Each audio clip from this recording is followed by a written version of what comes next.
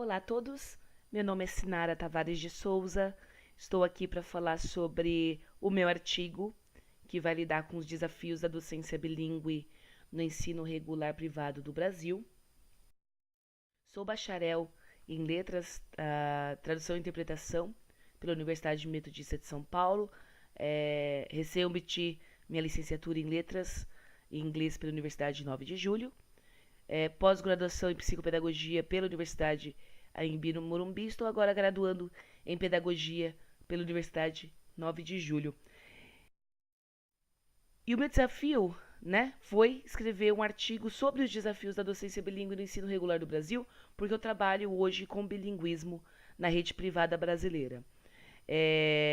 Basicamente, o que eu fiz foi um levantamento aí dos 5 principais desafios que os professores enfrentam na prática do ensino bilíngue no Brasil, embasada nas teorias de Doug Hoyle, do Philip Hood e do David Marsh, grandes pioneiros do bilinguismo ao redor do mundo, e também usando a metodologia CLEO, que é a aprendizagem integrada de conteúdo e língua. E eu desenvolvi esse artigo através das coletas que eu consegui de materiais disponíveis na internet e principalmente através de um questionário que foi respondido de forma voluntária por profissionais da área. Então, esse foi o estudo de campo com a ajuda de profissionais do mundo bilíngue relevante para essa pesquisa. Então, inicialmente, gostaria só de falar um pouquinho para embasar a respeito de bilinguismo, educação bilíngue e CLEU. Então, bilíngue ele se refere a indivíduos ou grupos que usam rotineiramente 2 ou mais línguas para comunicação em contextos variados, isso através da definição dada por Cambridge. Já a educação bilíngue ela diz respeito àquela em que 2 línguas são utilizadas como meio de instrução, ou seja, fala-se do bilinguismo sendo utilizado no aspecto educacional, na esfera de educação. E o aprendizado integrado de língua e conteúdo, ou Content and Language Integrated Learning, é uma abordagem educacional com foco tanto no conteúdo quanto na língua. Foi uma abordagem inicialmente criada para que pudesse ser feita o Ministério de Aulas do Ensino Superior para alunos de fora dos países desses cursos superiores que ingressavam a fim de conseguir a obtenção da graduação naquela instituição e que não conseguiam acompanhar as aulas. Então, a gente vai falar de CLIO porque hoje é a abordagem mais difundida nos cursos que são ministrados de forma bilíngue. Bem, vamos lá. Então, vou falar um pouquinho agora sobre os desafios e pontos de reflexão sobre a abordagem CLIO ao redor do mundo. Porque, como esse estudo foi feito no Brasil, é interessante que a gente tenha algum ponto de reflexão ao redor do mundo em outros países. Então, aí disponível no mercado, nós temos um questionário do Pena Dias e do Porto, que foi feito em 2008, tendo como pesquisa 150 programas bilíngues em Madrid. Então, esse é um dos estudos parecidos que nós temos, claro que bastante mais abrangente, que foi feito na Espanha e reúne aí 150 programas bilíngues e fala exatamente sobre os desafios sobre esses programas bilíngues. Um outro material interessante de ser relembrado é um webinar chamado CLEO on Kill, do Gary Anderson, e foi transmitido pela Cambridge English Teaching em 2014. Ele também levanta aí alguns desafios dos professores e do bilinguismo de forma geral. Tá? Outro desafio, outro estudo também interessante foi uma pesquisa realizada por Meristo na Estônia que também vai falar sobre os desafios. Então, no artigo eu trago informações sobre esses 3 temas, essas 3 pesquisas, e tem mais informações relacionadas aos resultados no próprio questionário e no próprio trabalho. Bem, a metodologia que eu utilizei foi a forma voluntária de respostas. Foi um questionário que eu realizei via Google e foi dividido em 2 sessões e 15 questões. 2 sessões porque vai questionar o profissional pessoalmente sobre suas informações pessoais, então área de estudo, área onde leciona, e depois outra fase funcionando de forma mais voltada ao lado profissional e sobre os desafios realmente da carreira.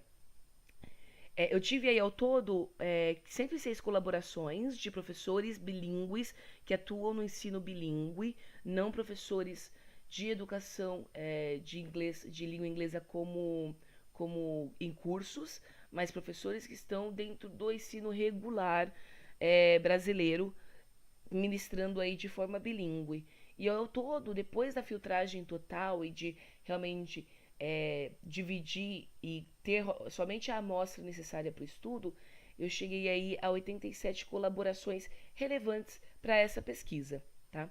Esse questionário ele foi compartilhado via internet, né, em grupos e comunidades específicas de bilinguismo no Brasil. Foi dado um mês aí para coleta de informações.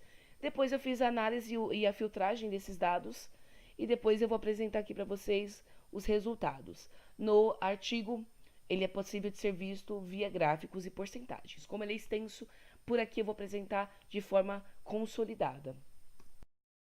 Bem, então, primeiro de tudo, eu vou já falar um pouquinho sobre quais eram as perguntas realizadas e qual foi a porcentagem de respostas desses profissionais, tá? Então, a gente já discute tanto a pergunta quanto a resposta. Então, a gente tem aí uma primeira pergunta que vai questionar o professor se ele ensina via língua inglesa ou se ele leciona a língua inglesa. Para quê? Justamente para separar quem são os profissionais da área de EFL, de English as a Foreign Language, de inglês como língua estrangeira ou segunda língua, de quem realmente trabalha com a língua inglesa de forma bilíngue, que muito provavelmente vai utilizar CLIL no seu estudo, que não ensina a língua, mas ensina conteúdo através de língua. E aí a gente chega a 97,2% de pessoas que falaram que lecionam a língua inglesa ou via língua inglesa. Ou seja, a gente ainda tem aí nessa porcentagem tantos profissionais, tantos de um quanto de outra área. Então eles estão juntos porque eles ainda não foram filtrados.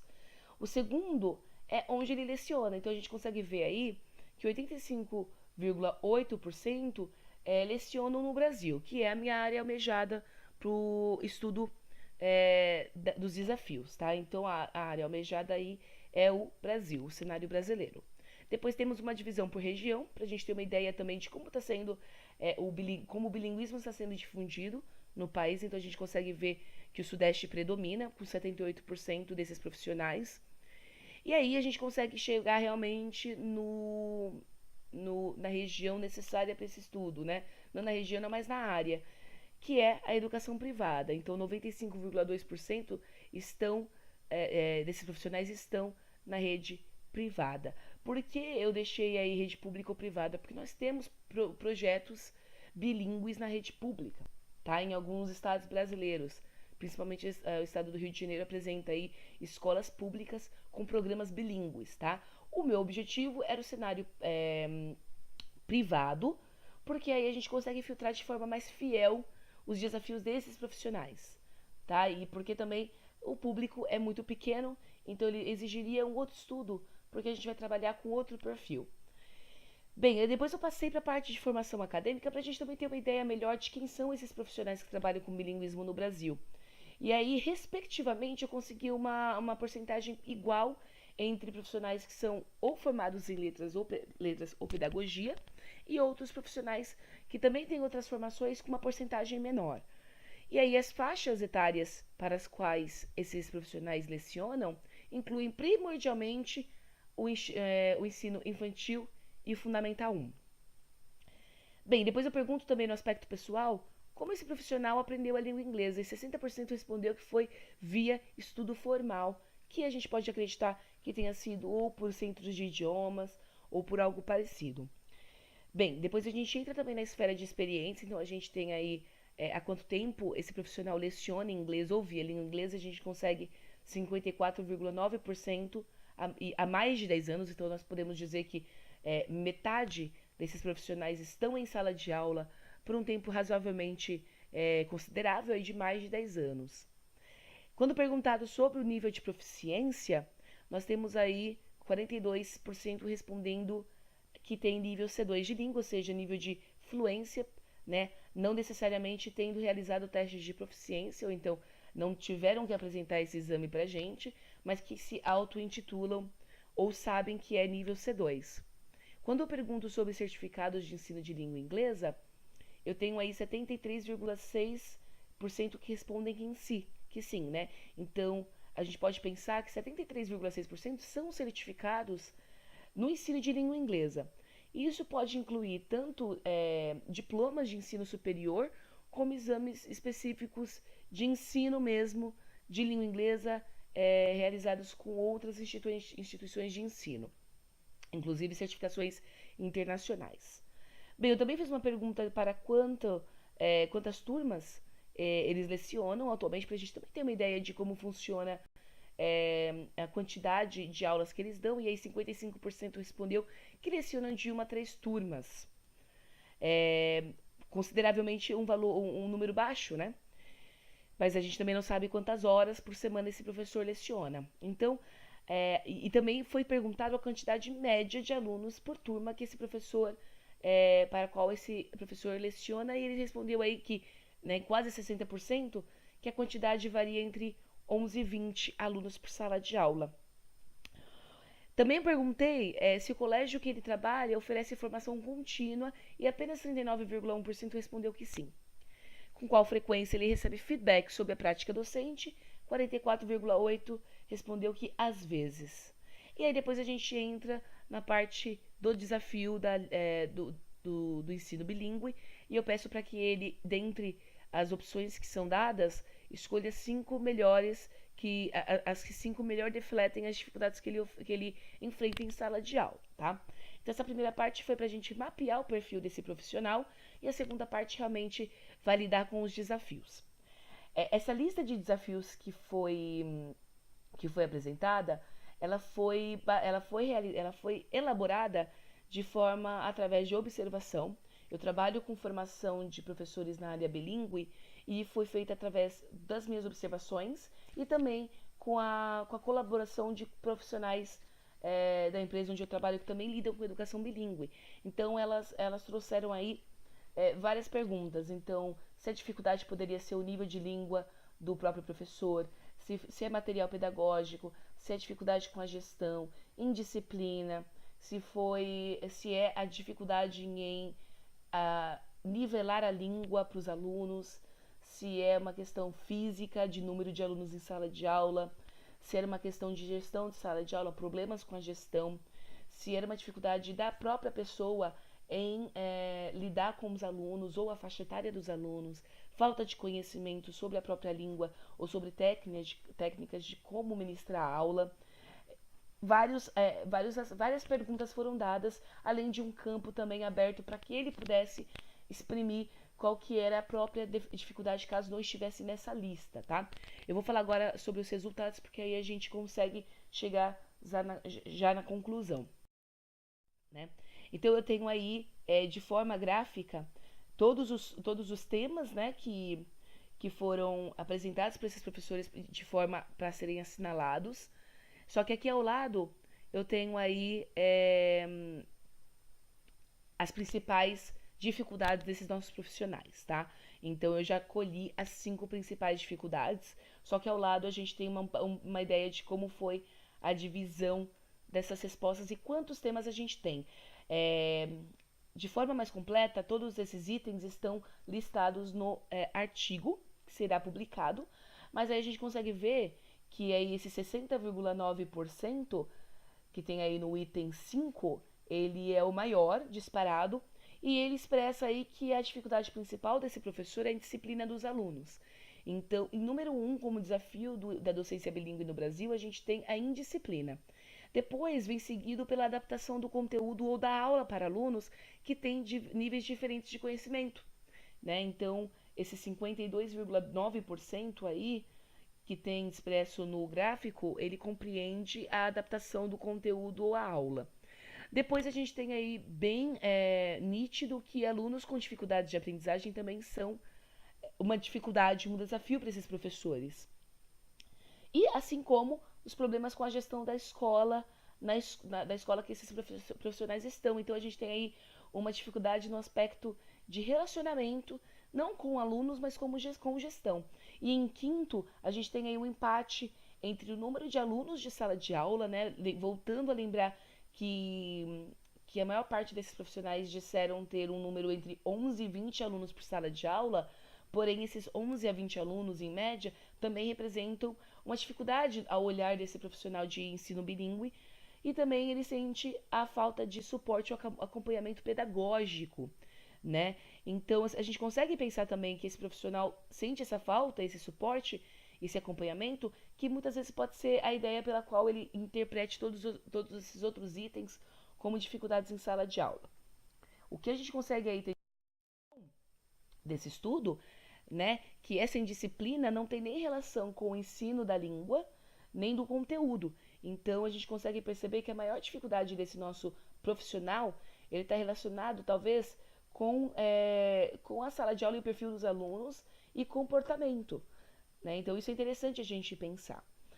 A adaptação também do conteúdo e aula com diferentes níveis de conhecimento de língua, ela também está aí, e eu como profissional da área também consigo imaginar que talvez seja uma relação direta com as faltas de técnicas e não tanto teóricas, mas também a falta de prática com determinadas faixas etárias, né?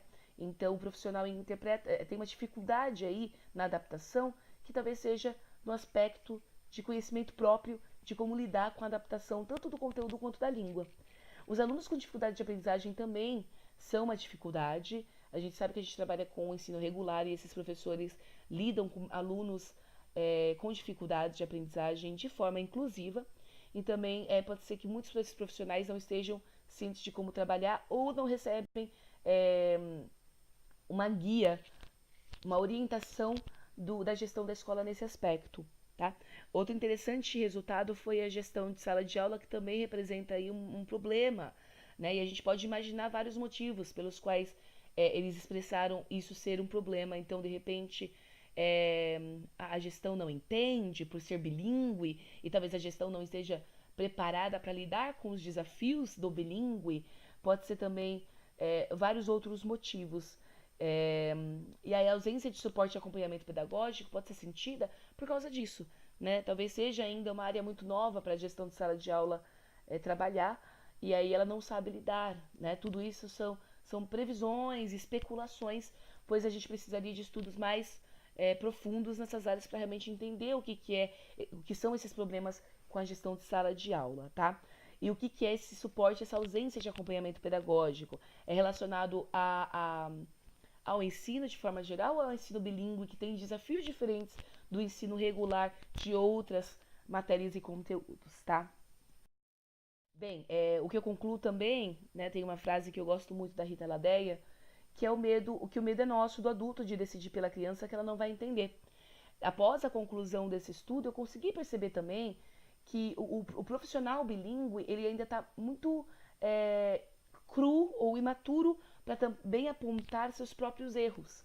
Então, fora do país e nos estudos apresentados no artigo, a gente consegue ver também que o profissional bilíngue ele também aponta si mesmo como, às vezes, a falha em determinada aula ou ensino. Porém, eu senti uma leve ausência do apontamento do eu próprio, né? Do eu como protagonista, talvez, da minha dificuldade, ou por causa da minha falta de conhecimento da língua, ou por causa da minha ausência de conhecimento teórico sobre ensino, tá? Então eu termino aí, às vezes, a gente tem que pensar se essas dificuldades elas não são geradas por nós, ou se não, realmente elas são geradas pelo ambiente, porque eu acho que a prática de docência ela é sempre reflexiva.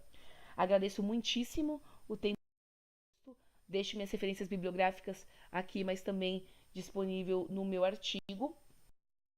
E eu agradeço deixando meu e-mail para possíveis perguntas que caso apareçam, tá? Muito obrigada pelo tempo disposto, muito obrigada pela professora Patrícia, pela oportunidade tanto da publicação do artigo quanto da apresentação via Skype, já que eu não pude estar presente na universidade. Um grande abraço a todos. Tchau, tchau.